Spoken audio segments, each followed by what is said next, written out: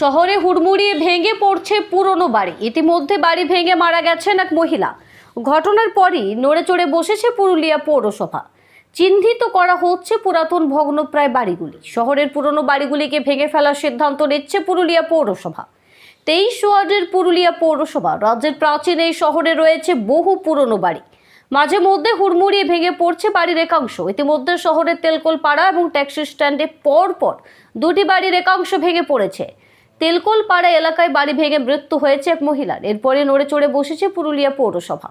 পৌরসভা থেকে পুরনো বাড়ি চিহ্নিত করে তা ভেঙে ফেলার উদ্যোগ নেওয়া হচ্ছে। শুধু তাই নয়, মেরামতহীন অবস্থায় যার এরকম পুরনো বাড়ি রয়েছে তা ভেঙে ফেলার জন্য চার্জ দিতে হবে বাড়ির মালিককেই। পৌরসভার চেয়ারম্যান নবেন্দু মাহালি জানান, শহরে 50টিরও বেশি এরকম পুরনো বাড়ি রয়েছে। পুরনো বাড়িগুলি চিহ্নিত করার কাজ শুরু হয়েছে। উঠছে পুনর্বাসনের দাবি। অন্যদিকে এদিকে পুরুলিয়া শহরে বাড়ি ভেঙে পড়ার ঘটনায় আতঙ্কিত পথ চলতি মানুষও।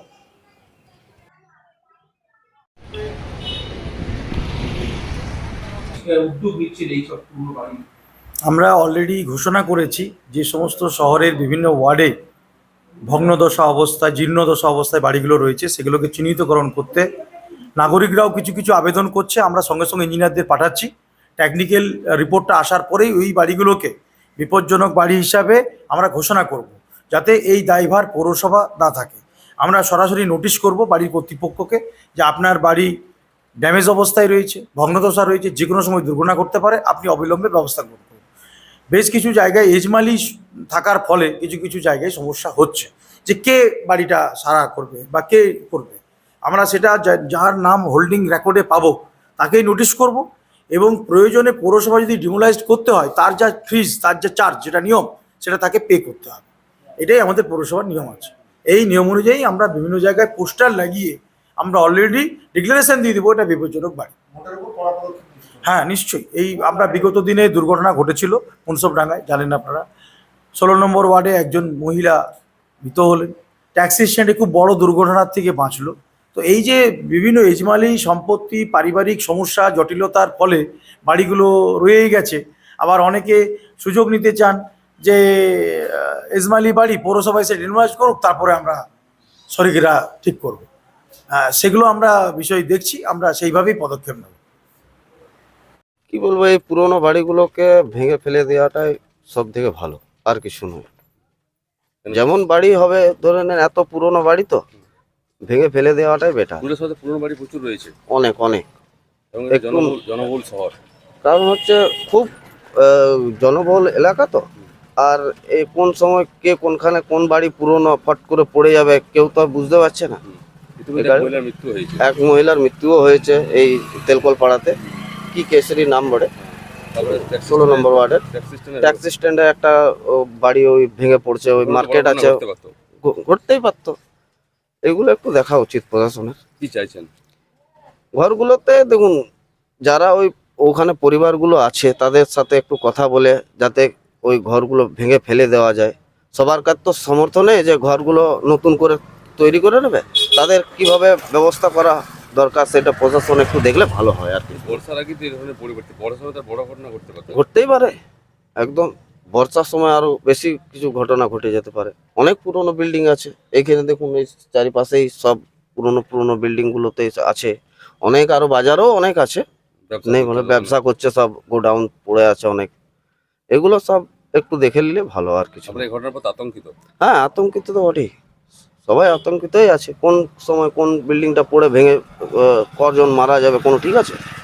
এগুলো দেখো। আমার নাম বাসুদেব দাস। এই বাড়িটা হচ্ছে আমাদের বহু পুরনো দাদুর আমলের বাড়ি। তো আমাদের প্রোগ্রাম আছে এই দুর্গাপুজোর মধ্যে এটাকে আবার রিকনস্ট্রাকশন করার। সেই জন্যে আমরা সেই রকম ব্যবস্থাও করেছি, কথাও বলেছি যে ইঞ্জিনিয়ার আছে, উনি দেখে টেকে গেছেন। আমরা এটা খুব জলদির মধ্যেই সারিয়ে নেবো। সেরকম পরবর্তীকালে কোনো প্রোগ্রাম হলে তখন করা যাবে। তবে এটা আমাদের এই মুহূর্তে এটাকে সারা বাড়ি করা আছে।